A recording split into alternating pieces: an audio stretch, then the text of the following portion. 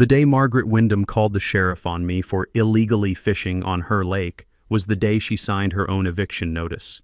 There I was at dawn, casting my line at the same spot I'd fished for 23 years, when this shrill voice cuts through the morning like nails on a chalkboard.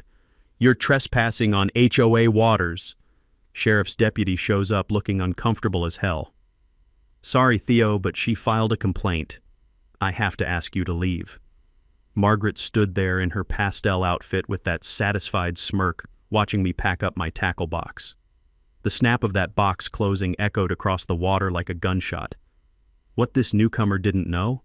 I didn't just have permission to fish that lake. I owned the entire thing, every drop, and she'd been illegally charging my neighbors $200 a month to use my property. Time to teach a bully that some fishing holes bite back. What would you do if some Karen tried to steal your fishing spot? Drop a comment and tell me where you're watching from. I guarantee you've got HOA nightmare stories, too. My name's Theo Blackstone, and I moved to Pine Ridge Lake back in 1999 after my wife Sarah passed. Cancer took her at 48, and I needed somewhere quiet to put the pieces back together. This little 2-acre plot came from my grandfather's estate, just raw land with a view of the water. I built the cabin myself, board by board, nail by nail.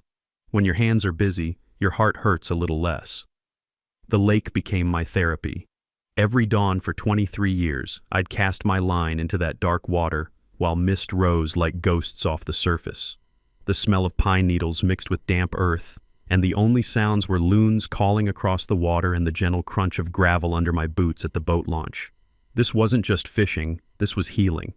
Pine Ridge Lake's a 40-acre natural spring-fed beauty surrounded by a mix of old cabins like mine and newer McMansions that started popping up around 2015. The original residents were good people, blue-collar retirees, veterans, teachers living on modest pensions.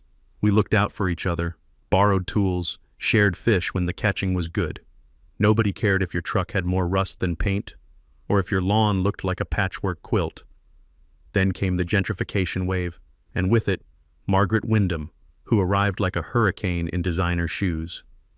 Margaret rolled into town 6 months ago in a white BMW SUV with a blessed vanity plate, fresh from a divorce settlement that landed her an $800,000 lakefront property.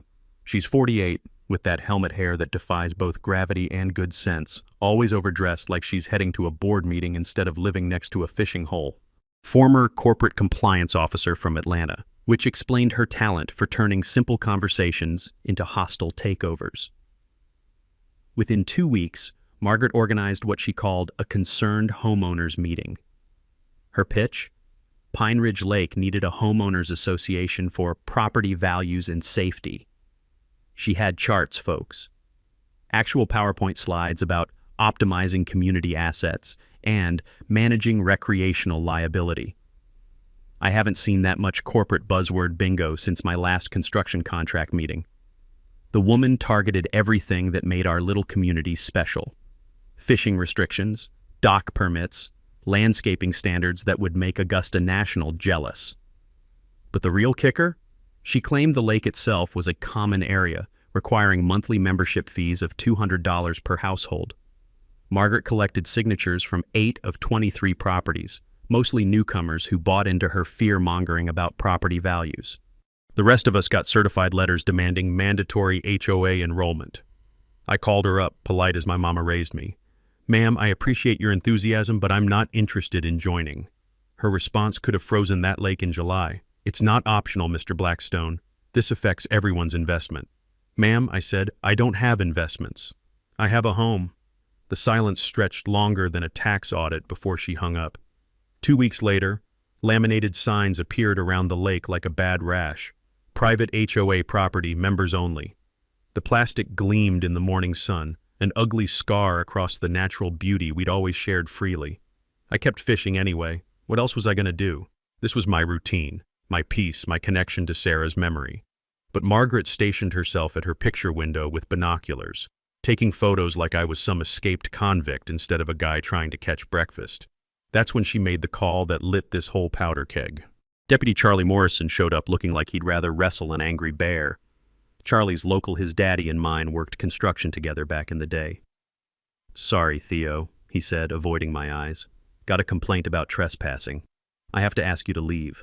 Margaret stood on her deck in a pink cardigan that probably cost more than my truck payment, arms crossed with that satisfied smirk of someone who thinks they just checkmated a chess grandmaster.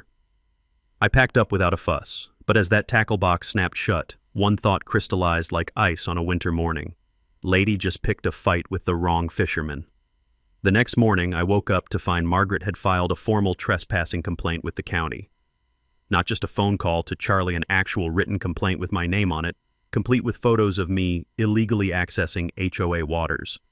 The woman documented my fishing trips like I was running a cartel instead of catching bass. Within 48 hours, she'd organized an emergency HOA meeting about what she called non-compliance issues, the agenda, how to deal with problem residents who refuse to respect community standards. Margaret had recruited Dale Pemberton, a retired bank manager with the personality of wet cardboard, as her HOA treasurer. Dale brought legitimacy to her operation. Nothing says official like a guy who spent 40 years foreclosing on people's dreams. Margaret's next power play hit like a sledgehammer. She identified 4 other problem properties around the lake: Betty Kowalski's cottage with its cheerful garden gnome collection, the Martinez family's weekend cabin with the unapproved fishing boat, old Frank's place with the vegetable garden that apparently violated aesthetic standards, and the Johnsons' modest dock that predated Margaret's arrival by 15 years. We all got violation notices on the same day. The aggressive thwap of Margaret's designer heels clicking across driveways as she personally delivered each letter sounded like a countdown timer to war. Betty's offense? Unapproved garden gnome collection disrupting neighborhood aesthetic standards. I kid you not, the woman was being fined for ceramic lawn decorations that had been there since Carter was president. Betty knocked on my door that evening, her weathered hands trembling like autumn leaves as she held Margaret's legal-sounding letter. The smell of her lavender perfume mixed with genuine fear. "Theo, I don't understand half these words, but they want $50 a day until I remove my gnomes. Those belong to my late husband." That's when I decided to do what any reasonable person does when facing a bully: research the hell out of the situation. The county courthouse sits downtown in a brick building that reeks of old paper, stale coffee, and broken dreams. I spent Tuesday morning in the land records office talking to Joyce Miller, a clerk who's worked there since dinosaurs roamed the earth. Joyce has the patience of a saint and the institutional memory of a steel trap.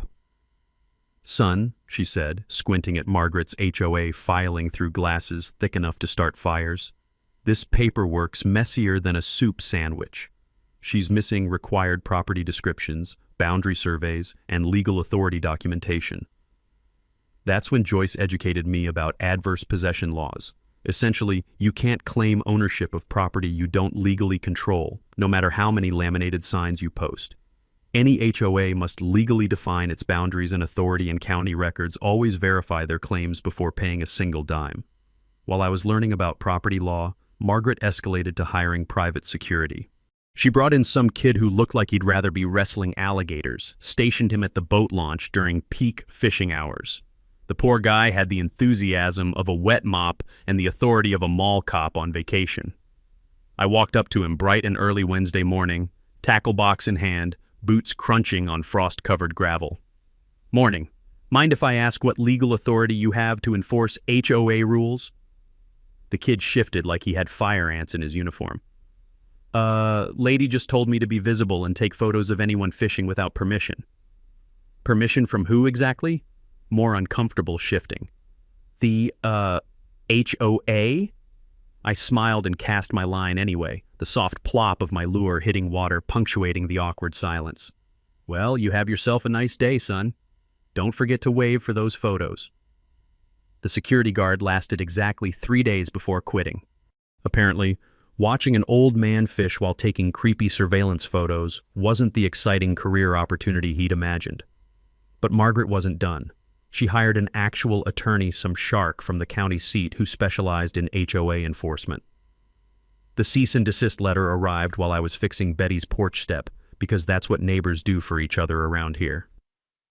The legal language was impressive, full of words like forthwith and pursuant to, demanding $500 in administrative fees, plus immediate compliance with fishing restrictions.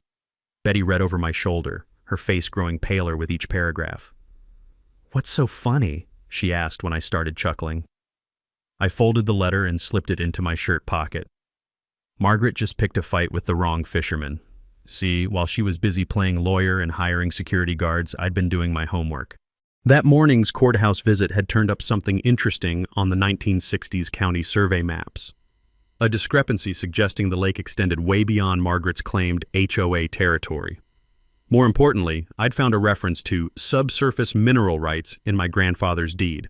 Time to find out exactly what Grandpa Blackstone had left me, because something told me it was a lot more than Margaret bargained for. Margaret's attorney letter triggered what she called an emergency enforcement meeting at her pristine lakefront palace. Her living room looked like a corporate boardroom had a baby with a country club, all beige leather and motivational artwork about success and excellence.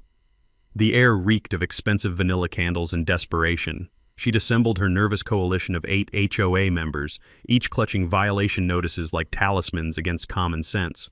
"Property values are at stake," Margaret announced, clicking through her PowerPoint presentation like she was launching a hostile takeover instead of harassing retirees.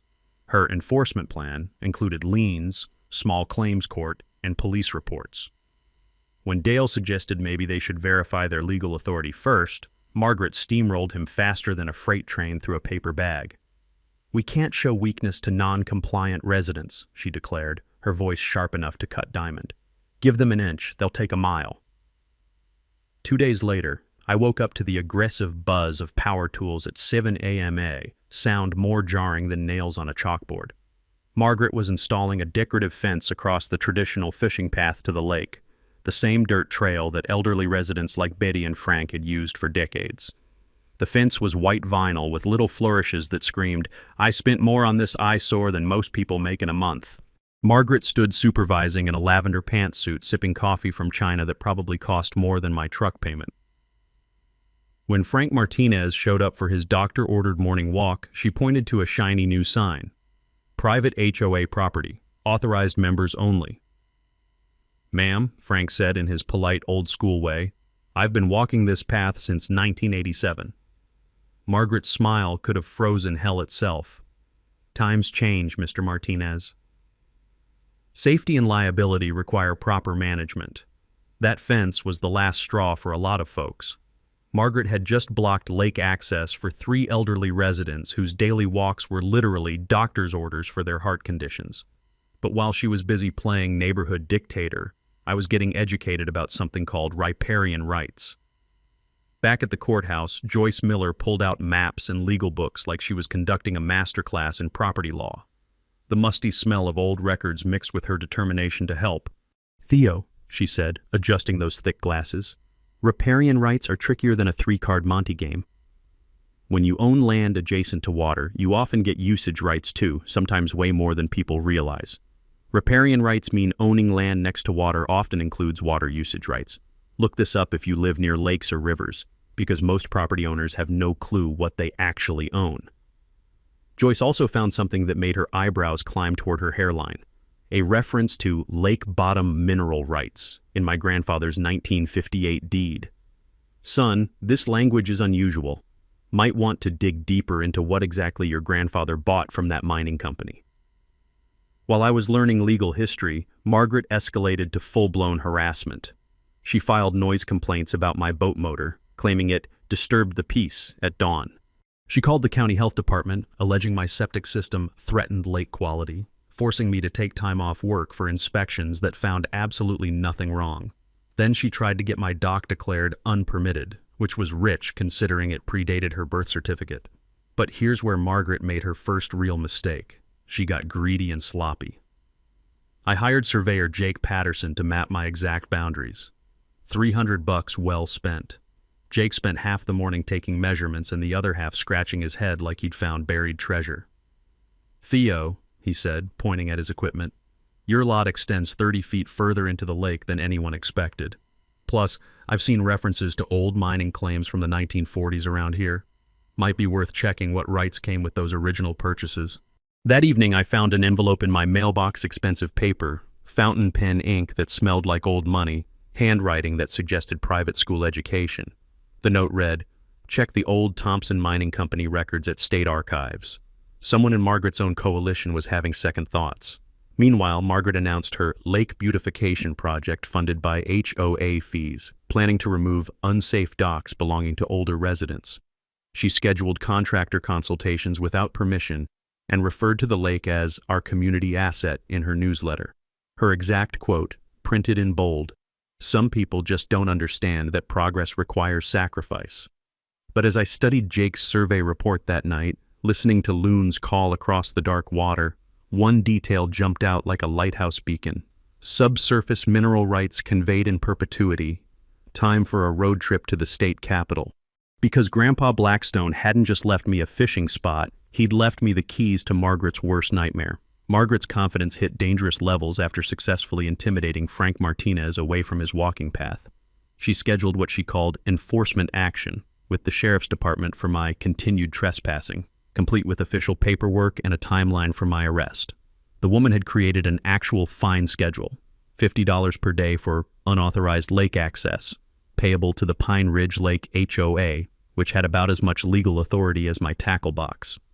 She installed security cameras pointing at fishing spots, their mechanical whirring tracking movement like robotic vultures circling carry-on.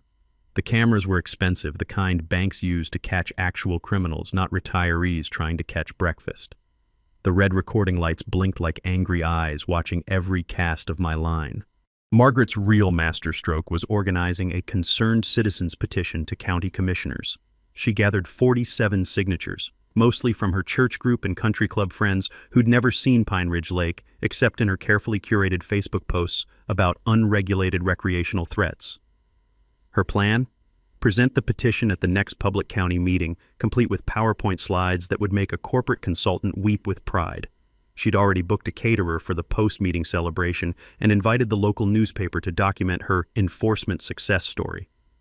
While Margaret planned her victory parade, I took a 3-day trip to State Capitol archives. The building reeks of history and bureaucracy dust, old paper, and the crushed dreams of 1,000 researchers. I spent those days digging through Thompson Mining Company records from 1943 to 1962, learning more about my grandfather's business dealings than family reunions ever revealed. Here's what I discovered. Thompson Mining didn't just lease mineral rights. They purchased all mineral and water rights to Pine Ridge Lake for copper exploration. The copper turned out worthless, but those legal rights never rescinded when the company folded. Mineral rights and surface rights can be owned separately. Always check both when buying property near water or former industrial sites, because you might own way more than you think. The paper trail was clearer than spring water. Thompson Mining sold rights to a consolidated holding company in 1965. When that company dissolved in 1978, assets transferred to individual partners. One partner, Theodore Bud Blackstone Sr., my grandfather, rights passed to my father in 1982, then to me in 1999. But here's the kicker that made my coffee taste like victory. Those rights included lake bottom ownership, not just mineral extraction. Every square foot of lake bed, from shore to shore, legally belonged to me. Back home, Margaret was sabotaging everything with the desperation of a sinking ship captain. She reported my boat as an abandoned vessel to state environmental agencies. She filed complaints claiming I was running commercial operations without permits. Apparently, one guy with a fishing rod qualified as commercial fishing in Margaret's alternate universe where logic goes to die. She spread rumors about property tax delinquency, which was hilarious since I'd been current for 23 years. The woman went full scorched earth, approaching my part-time employer to suggest I was unreliable and involved in neighborhood disputes. My boss knew me well enough to laugh off her complaints, but the audacity was breathtaking. Meanwhile, Betty Kowalski was doing detective work that would shame professional investigators. She discovered Margaret's HOA had never filed proper incorporation papers with the state. It existed only as an informal neighborhood group with about as much legal authority as a quilting circle. "Theo," Betty said over morning coffee, steam rising from our mugs while the smell of bacon drifted from her kitchen. "That woman's been running a con game since day one. Dale Pemberton visited me personally, looking more uncomfortable than a vegetarian at a barbecue contest. He suggested a compromise solution, reduced HOA fees in exchange for limited fishing schedule. I politely declined without revealing my research findings. Dale left frustrated, warning that Margaret won't back down easily. If only he knew how spectacularly right he was. Margaret hired a private investigator to excavate my background, desperately hunting for criminal history, tax liens, anything to discredit me. The PI found nothing but reported my financial situation as modest but stable, probably not the smoking gun Margaret was paying for. Her frustration was growing like kudzu in summer heat. The simple intimidation tactics that worked in corporate boardrooms were failing against a guy who just wanted to fish in peace. That's when Margaret decided to go nuclear. She scheduled a final compliance meeting at her house, setting it up like a hostile takeover negotiation with Dale as witness. She invited me to resolve this situation like adults, clearly expecting her boardroom intimidation to finally break me. I agreed to attend, bringing my own folder of documents. As I sat in my truck that evening, the leather seat creaking as I shifted to check my grandfather's original deed one more time, I couldn't suppress a grin. Margaret thought she was playing chess while I was playing checkers. Tomorrow's meeting was going to be very educational, just not for the person she expected. Attorney Samuel Bennett's office smelled like leather-bound law books and expensive coffee, the kind of place where justice costs money but delivers results. I'd driven to the county seat with my grandfather's deed package, hoping for clarity but half expecting another dead end. Bennett reviewed my documents with the methodical precision of a surgeon, occasionally making notes in handwriting that looked like it required a decoder ring. "Mr. Blackstone," he said after 20 minutes of silence that felt like 20 hours, "this is extraordinary. Your mineral rights don't just include subsurface ownership, they encompass complete lake bottom ownership and all surface water usage rights." My coffee cup froze halfway to my lips. The leather chair creaked as I leaned forward. "Come again?" Chen spread the documents across his mahogany desk like he was laying out a royal flush. When Thompson Mining purchased these rights in 1943, mining law allowed comprehensive resource acquisition. They bought everything from surface water to bedrock, including what lawyers call perpetual access for extraction and related activities. Modern interpretation? Swimming, boating, fishing all qualify as related activities. The implications hit me like a Category 5 hurricane made of pure justice. So when Margaret's HOA claims lake ownership, they're attempting to charge fees for access to your private property, Bennett finished, his smile sharp enough to perform surgery. Every violation notice, every fine, every restriction, it's all been attempted theft of your property rights. The silence in that office was so profound I could hear my own heartbeat. I didn't just have permission to fish that lake. I owned it. Margaret had been running a protection racket on my property for 6 months. Water rights law is complex, but mineral rights often include more than just mining, especially in older deeds that predate modern property divisions. While I was learning I owned the battlefield, Margaret was distributing final warning letters like a general declaring war on her own troops. Her deadline, 48 hours to pay HOA fees or face immediate enforcement measures. She claimed authority to protect community investment, blissfully unaware she'd been threatening the actual property owner.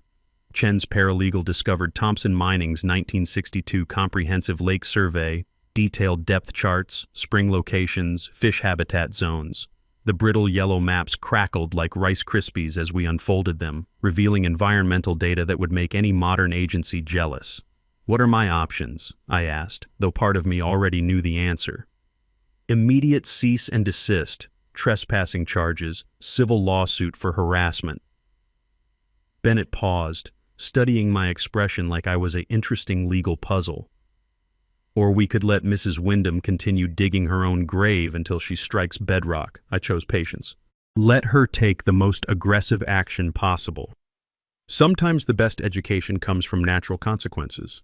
Unknown to me, allies were mobilizing, Joyce from the courthouse helping because her grandmother faced similar harassment, county surveyor admitting he'd suspected unusual ownership, Deputy Morrison quietly documenting harassment patterns. Margaret scheduled her county commissioner presentation for Tuesday, complete with PowerPoint about unregulated access destroying property values. She'd booked a caterer, invited the newspaper, and reserved the community center for her victory celebration.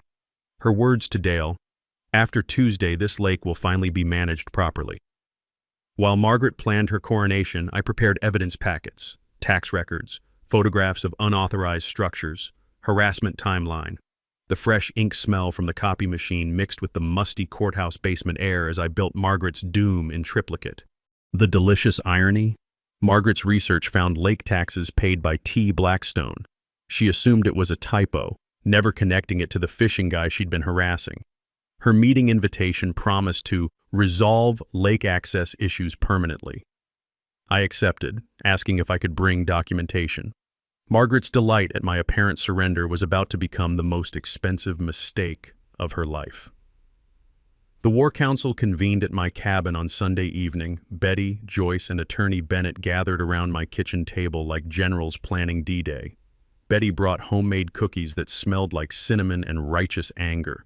The wood smoke from my fireplace mixed with coffee aroma and the collective determination of people who'd had enough of being pushed around.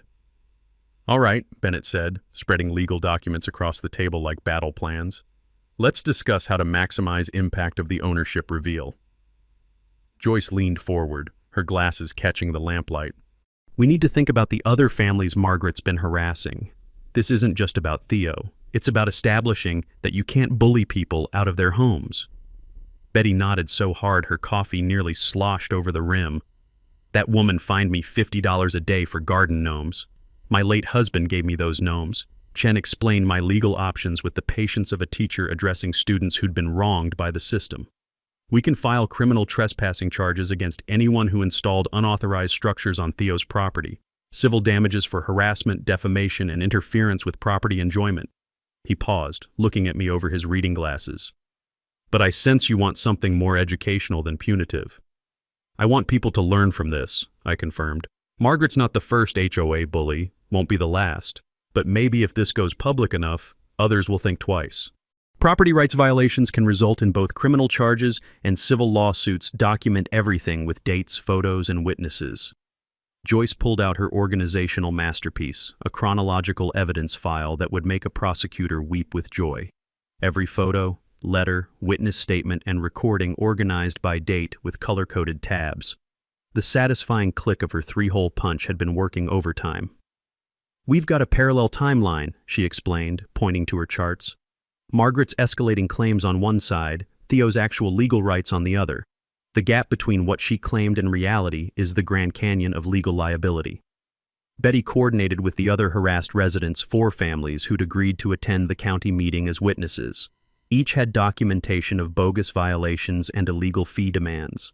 Her kitchen table had become mission control, covered with violation letters, photographs, and handwritten testimonies that told stories of systematic bullying. The media angle came together thanks to Joyce's reporter friend at the county newspaper. Initially skeptical when Joyce pitched newcomer HOA attempts to claim ownership of privately owned lake, the reporter changed her tune after seeing my deed documentation. "This is actually newsworthy," she'd admitted, the smell of newsprint and ambition practically radiating through the phone. "I'll attend the county meeting for potential follow-up." Chen prepared a legal brief explaining riparian rights and mineral rights inheritance in language that wouldn't require a law degree to understand. He created visual aids showing the lake boundary and ownership timeline charts and maps that told the story even a hostile audience couldn't misinterpret. When presenting property disputes, visual documentation is more effective than legal jargon. Make it simple enough for your grandmother to understand. The psychological strategy session was my favorite part. "I want to let Margaret make her presentation first," I explained. "Let her publicly claim lake ownership, explain all her plans, get committed to her position before revealing the truth." Betty looked worried, her weathered hands fidgeting with her coffee cup. "Won't that be humiliating for her? In front of the whole community?" "Natural consequences," I said quietly. "She's been publicly humiliating neighbors for months. Sometimes you have to let bullies face the full weight of their actions." Deputy Morrison had privately shared Margaret's planned enforcement action timeline. She'd scheduled sheriff presence for a trespassing arrest immediately after the county meeting. Margaret expected official backing for her lake access restrictions, complete with handcuffs if necessary. I prepared property deed copies for the sheriff's department just in case they needed documentation that the trespasser was actually the property owner. Our network expanded like ripples on water. The surveyor friend agreed to attend with boundary maps. Township attorney volunteered to review documentation. State Environmental Agency contact stood ready to explain water rights law if needed. Each phone call confirming attendance felt like another nail in Margaret's coffin of lies. Margaret's aggressive marketing of the county meeting was actually helping us. Her social media posts about property rights protection were drawing a larger crowd than usual. She'd invited 3 other HOA presidents from neighboring developments, creating a bigger stage for her own downfall. Chen suggested using the moment for community education beyond just Margaret's comeuppance. He prepared handouts explaining how to research deed history and water rights, plus a resource list including courthouse contacts, surveyor recommendations, and legal aid options. Every property owner should understand their deed. Most never read beyond the basic description and miss critical rights or restrictions. The physical preparations were simple but symbolic. I cleaned and organized my fishing tackle, planning to arrive at the meeting directly from my morning fishing trip. Betty coordinated transportation for elderly residents who wanted to attend but couldn't drive at night. The county tax assessor agreed to attend as a neutral witness, ready to confirm my lake property tax payment history. The assessor also revealed Margaret had never paid taxes on the lake portion of her property because it wasn't actually part of her property. Environmental agency representative was available by phone to explain water law if commissioners needed expert clarification. Margaret's final overreach was beautiful to behold. She distributed victory celebration invitations for after the county meeting, reserved the community center for her lake management success party, and hired a photographer to document what she believed would be her HOA enforcement triumph. Her confidence peaked at exactly the wrong moment, like a general celebrating victory before the battle started.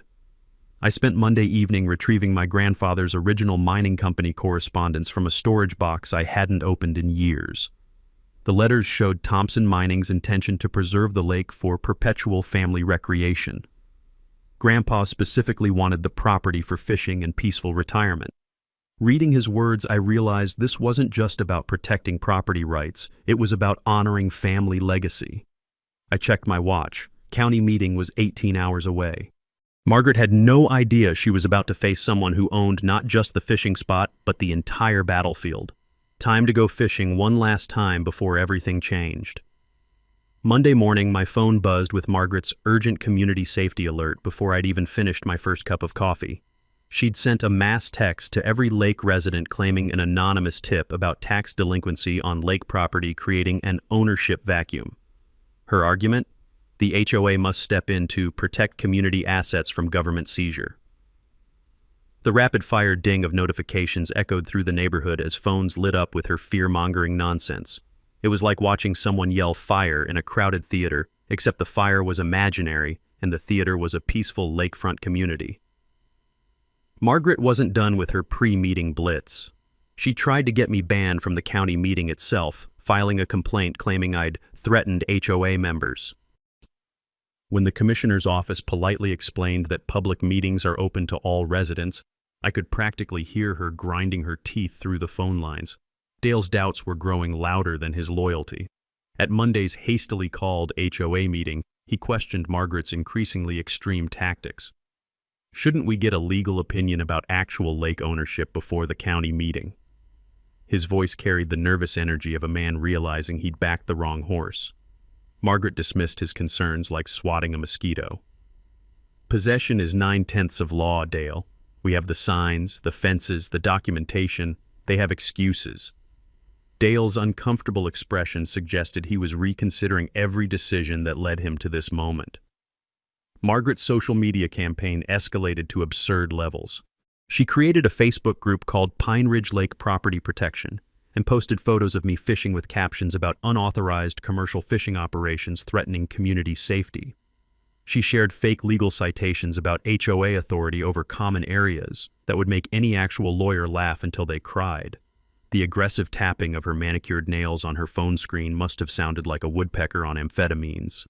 Meanwhile, I maintained my normal routine fishing at dawn, helping neighbors with repairs, staying calm while Margaret spun herself into a frenzy. The contrast wasn't lost on our neighbors. Betty mentioned that people were starting to notice how peaceful I remained while Margaret grew more agitated by the hour. The morning mist rose off the lake like ghosts while Margaret's shrill voice echoed from her deck, barking orders at her remaining supporters like a general losing control of her troops. Margaret's private investigator delivered his final report Monday afternoon. clean record, modest finances, well regarded by longtime residents. But the PI noted something that should have been a red flag.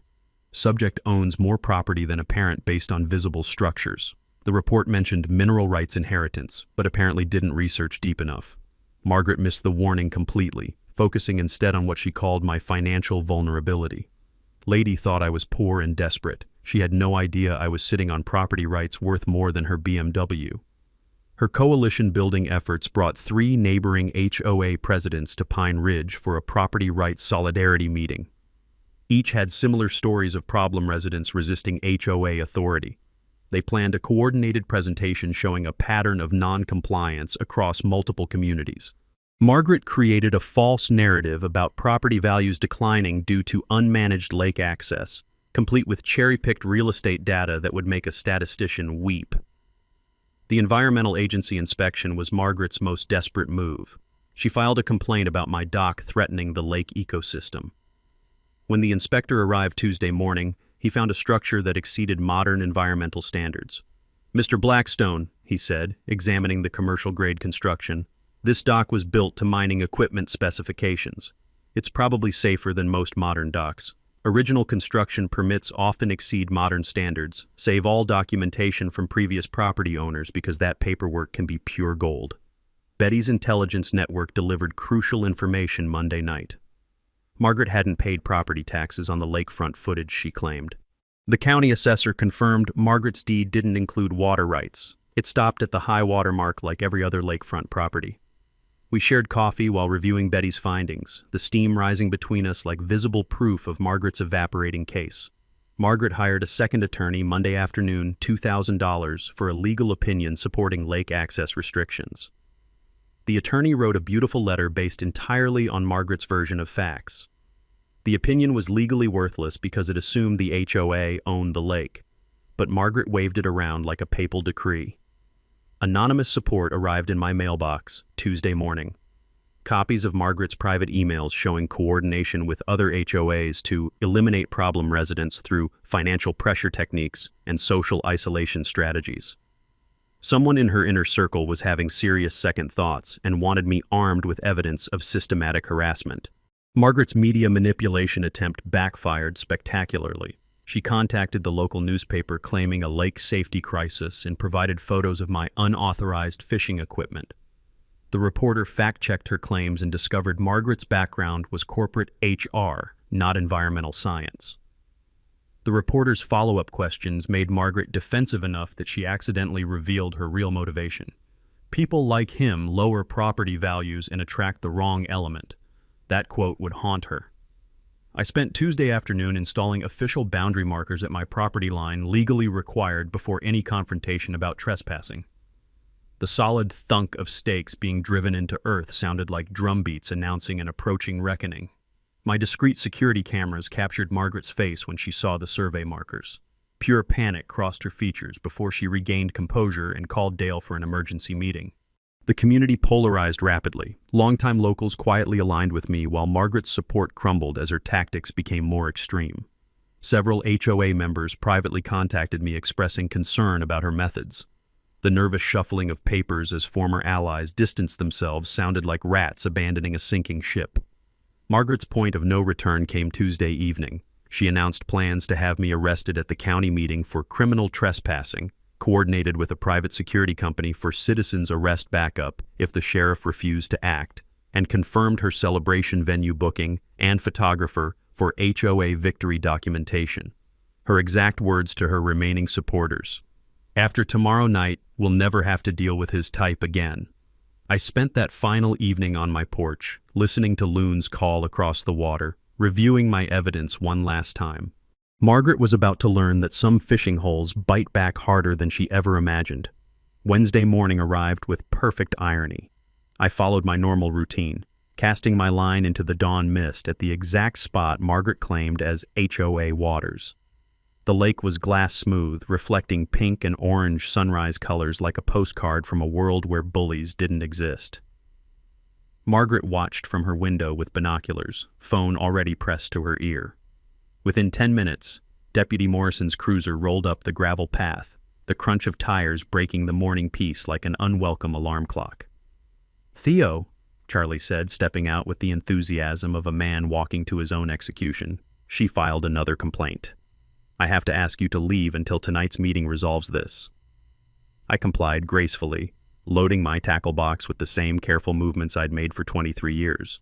Margaret stood on her deck in a cream-colored blazer that probably cost more than most people's monthly rent, arms crossed in triumph, watching me pack up like she'd just conquered Mount Everest in high heels. The confident click of her designer shoes echoed across the water as she walked back inside, probably to rehearse her victory speech one more time. Margaret spent the day coordinating her coalition like a general preparing for Normandy. She arrived at the county building 2 hours early with 3 neighboring HOA presidents, all wearing matching navy blazers like they were starting a cult. Her entourage carried matching binders, poster boards, and enough documentation to wallpaper a small house. She reserved front-row seats for her supporters, distributed talking points about safety and property values, and tested her PowerPoint presentation 3 times to ensure technical perfection. The photographer she had hired set up equipment like he was covering a royal wedding instead of a county meeting about fishing rights. Dale expressed final concerns about legal authority, his voice cracking with the desperation of a man who'd realized too late he was on the wrong side of history. Margaret dismissed him with a wave that would make a Roman emperor proud. "Dale, we've come too far to show weakness now." I arrived at 6:45 p.m., 15 minutes before the meeting, directly from my unsuccessful morning fishing trip. The symbolism wasn't lost on anyone. I carried my tackle box in a single manila folder, looking like I'd wandered in from the lake by accident. My worn flannel and work boots contrasted sharply with Margaret's perfect styling and her supporters' corporate uniforms.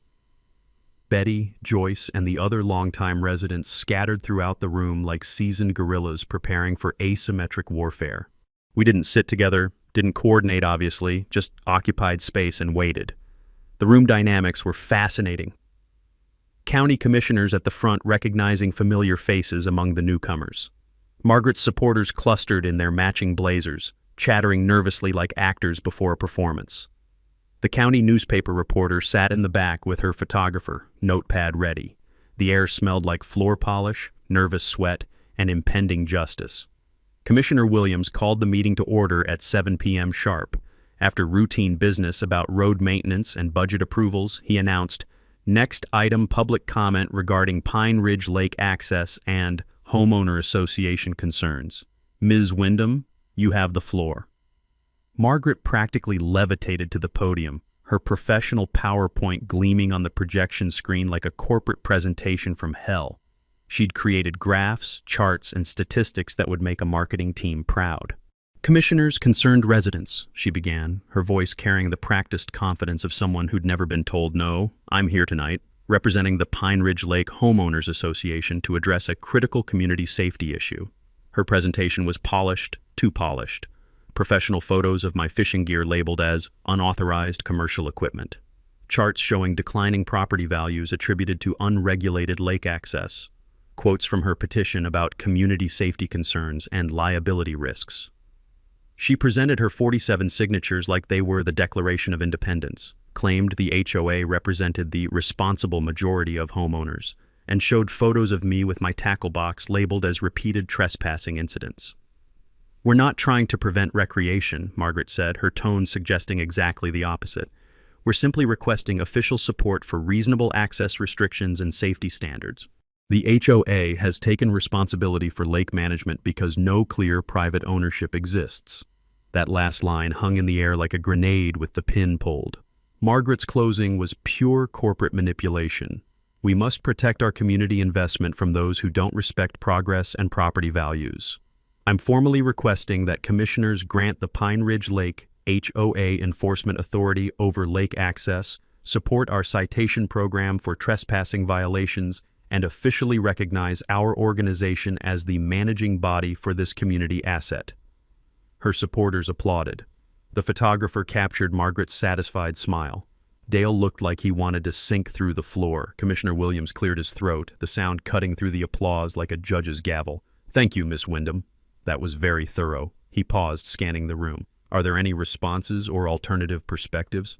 I raised my hand slowly. deliberately, like a student who'd been waiting for exactly this question. Margaret's confident smirk suggested she expected surrender or fumbling excuses. Her body language screamed victory, shoulders back, chin up, arms crossed in satisfaction. Commissioner Rodriguez nodded. "Mr. Blackstone, please approach." I walked to the podium carrying only my manila folder, the thud of my work boots on the floor sounding like the countdown to Margaret's worst nightmare. The room fell silent enough to hear the fluorescent lights humming overhead. Margaret leaned back in her front row seat, clearly expecting me to beg for mercy or negotiate terms of surrender. Instead, I opened my folder with the casual deliberation of someone holding a royal flush and said 7 words that drained the color from Margaret's face. "Commissioners, I'd like to clarify property ownership." I started with gratitude because that's how you hook an audience before dropping a bomb. "Thank you, Commissioners, for your time and for allowing democratic process to work as intended. I also want to thank Ms. Wyndham for her passionate presentation about community management." Margaret's smirk widened. She thought I was surrendering. "I agree that lake management is an important responsibility," I continued, my voice steady as bedrock. "Which is why I take my property tax payments seriously. Been paying them faithfully for 23 years on Pine Ridge Lake." The room's energy shifted like a weather front moving in. Papers rustled as I opened my folder with deliberate slowness, the sound echoing in the suddenly attentive silence. Ms. Wyndham stated that no clear private ownership exists for the lake. I'd like to correct that misunderstanding. I produced a certified copy of my property deed, the official county seal visible even from the back row. This deed, dating from 1958, establishes that my grandfather, Theodore Blackstone Sr., purchased complete mineral and water rights to Pine Ridge Lake from Thompson Mining Company. Margaret's face transitioned from smug to confused faster than a traffic light change. "Those rights," I continued, "include subsurface ownership of the entire lake bottom and perpetual water access rights for extraction and related activities. In modern legal interpretation, fishing, swimming, and boating all qualify as related activities." I placed the deed on the commissioner's desk like a lawyer presenting Exhibit A in a murder trial. Commissioner Williams leaned forward, suddenly very interested. "Mr. Blackstone, are you claiming you own the lake?" "Not claiming, sir. Stating fact. I own the lake bottom, the water rights, and have been paying property taxes on it annually since inheriting the property in 1999. The room erupted in whispers like a kicked hornet's nest. Margaret shot to her feet, her cream blazer suddenly looking less authoritative and more like a costume from a play that had gone horribly wrong. "This is impossible." Her voice cracked with panic that no amount of corporate polish could hide. "We researched ownership. This can't be legal." Attorney Bennett stood from where he'd been sitting quietly in the middle rows. "If I may, Commissioners?" Samuel Bennett, representing Mr. Blackstone. "I can clarify the property law here." Commissioner Rodriguez gestured for him to continue, clearly fascinated by the drama unfolding better than any reality TV show. Chen approached with the calm authority of someone who'd read every relevant law book twice. "Riparian rights and mineral rights inheritance are complex, but this case is actually straightforward. Thompson Mining Company purchased comprehensive resource rights in 1943, which were never rescinded. Those rights passed through legitimate inheritance to Mr. Blackstone. He produced his own documentation, the chain of ownership from Thompson Mining to the holding company to my grandfather to me, each transfer properly recorded and notarized. More specifically," Bennett added, "the HOA Ms. Wyndham represents has been collecting fees for access to Mr. Blackstone's private property. Every violation notice, every fine, every restriction has been an attempted interference with his legal property rights." Margaret's face had gone from cream to white to a shade of red that suggested either rage or a medical emergency. "You can't just claim ownership of an entire lake. What about our investments, our property values?" Commissioner Williams held up a hand for silence. "Ms. Wyndham, please hold your comments. Mr. Bennett, do you have verification of Mr. Blackstone's tax payments?" Joyce stood up from her seat, bless her organized soul. "Commissioner, I'm Joyce Miller from the County Land Records Office. I can confirm Mr. Blackstone has been paying lake property taxes annually since 1999. I can also confirm that Ms. Wyndham's HOA has never filed proper incorporation papers with the state, meaning they have no legal authority to collect fees or impose restrictions." The county tax assessor, sitting near the back, added his voice. I can verify Mr. Blackstone's tax payment history. I can also confirm that Ms. Wyndham has never paid property taxes on any lake footage because her deed terminates at the high water mark like every other waterfront property. Margaret looked like someone had pulled the floor out from under her expensive shoes. Her supporters began whispering urgently among themselves, the sound of loyalty evaporating faster than morning dew in August. Dale officially resigned as HOA treasurer right there in his seat, loud enough for everyone to hear. "I'm out. This is not what I signed up for." Commissioner Williams requested a brief recess to review documentation. During those 10 minutes, Margaret stood frozen at the front of the room while her photographer quietly packed up his equipment and her supporters executed the fastest political retreat since Napoleon left Moscow. Betty approached me with tears in her eyes. "Theo, does this mean she can't find me for my gnomes?" "Betty," I said with a smile, "it means she never had the authority to fine anyone for anything." When the commissioners returned, Williams delivered his findings with the weight of official judgment. After reviewing the documentation, we confirm Mr. Blackstone's property ownership is legally valid and comprehensive. The Pine Ridge Lake Homeowners Association has no authority to collect fees, impose fines, or restrict access to private property. Furthermore, any structures installed by the HOA on Mr. Blackstone's property constitute trespassing and must be removed immediately. Sheriff Martinez, who'd been standing in the back waiting for Margaret's requested trespassing arrest, approached the commissioners with a bemused expression. "Just to clarify, I'm supposed to arrest Mr. Blackstone for trespassing on his own property?" The room burst into laughter that sounded like justice being served with a side of poetic irony. Margaret grabbed her purse and rushed toward the exit, her high heels clicking frantically against the floor like a drumbeat of defeat. The celebration she'd planned, the photographer she'd hired, the victory party she'd booked, all waiting for a victor who'd just become the defeated. A reporter caught her at the door. "Ms. Wyndham, would you like to comment on—" "No comment!" She practically screamed it, shoving past into the parking lot where her BMW waited like a getaway car. I stayed to answer questions, because that's what you do when you win with grace instead of arrogance. 1 week after the county meeting, I woke up to something I hadn't experienced in 6 months. Complete silence. No security cameras whirring, no Margaret's shrill voice echoing across the water, just the peaceful morning sounds of loons calling and gentle waves lapping against my dock. The county had ordered removal of all unauthorized signs, fences, and structures from my property within 72 hours. Margaret's decorative fence that blocked the fishing path, gone by Thursday morning. The security cameras, dismantled by Friday afternoon. The laminated private HOA property signs disappeared faster than free beer at a construction site. I resumed my dawn fishing routine without harassment. The morning mist rose off the dark water like it always had, and the smell of pine needles mixed with damp earth reminded me why I'd fallen in love with this place 23 years ago. The crunch of gravel under my boots at the boat launch sounded like a victory march I never asked for, but thoroughly earned. 3 families formally withdrew from Margaret's HOA within days. Without Dale as treasurer, and with her legal authority exposed as fiction, the organization effectively dissolved like sugar in hot coffee.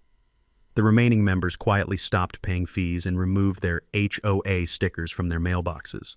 Betty organized a community workday the following Saturday to repair damage from Margaret's improvements. 23 neighbors showed up, including several who'd initially supported the HOA before seeing Margaret's true colors. We pulled fence posts, filled holes, and restored the fishing path to its natural state. Former HOA members brought tools and apologies. One couple brought homemade barbecue that smelled like redemption and tasted like community healing. The satisfying thunk of fence posts being pulled from earth sounded like liberation. Margaret listed her lakefront property for sale within 2 weeks. The for sale sign went up on a Tuesday. She was gone by the following Monday. Her BMW disappeared from the neighborhood, and with it, the toxic energy that had infected our peaceful community. The house sold below market value after 45 days, apparently. A reputation for harassing neighbors doesn't help property values. The new owners, the Patterson family, specifically chose the location for fishing access and quiet community. Their kids were out on the dock with fishing rods their first weekend, laughing and splashing in water that belonged to everyone who approached it with respect. Joyce organized a Know Your Property Rights workshop at the library that drew 73 attendees from 3 counties. Attorney Bennett volunteered his time for free legal education sessions, teaching people how to research deeds, verify HOA authority, and protect themselves from similar harassment. Most property disputes stem from ignorance. Education prevents expensive legal battles and years of harassment. I created an informal lake access agreement for all neighbors. No fees, no complicated rules, just basic respect. My only requirements: respect fishing hours, don't litter, don't harass others. I installed a tasteful wooden sign at the boat launch. Blackstone Family Lake, all welcome, fish responsibly. Several neighbors offered to pay me for lake access. I refused every offer. This wasn't about money, it was about community. The story spread through regional property owner networks faster than gossip at a church picnic. 2 other aggressive HOAs faced challenges from newly educated residents who'd learned to verify claims before paying fees. County commissioners reviewed HOA formation requirements, adding stricter documentation standards to prevent future Margarets. Betty's garden gnome collection returned to full glory, expanded with 3 new additions that neighbors contributed, including one gnome holding a fishing rod that made me laugh every time I saw it. She organized a Gnome Sweet Gnome garden tour that became an annual tradition. I proposed an annual lake cleanup and fish habitat improvement program, partnering with state environmental agencies for professional guidance. We created a memorial fund honoring Grandpa Blackstone's conservation vision, awarding 3 scholarships annually for local students studying environmental science. Private property ownership can benefit entire communities when managed thoughtfully. It's not about control, it's about stewardship. The annual Pine Ridge Lake Days Festival launched that summer, celebrating community, conservation, and the kind of neighborly respect Margaret never understood.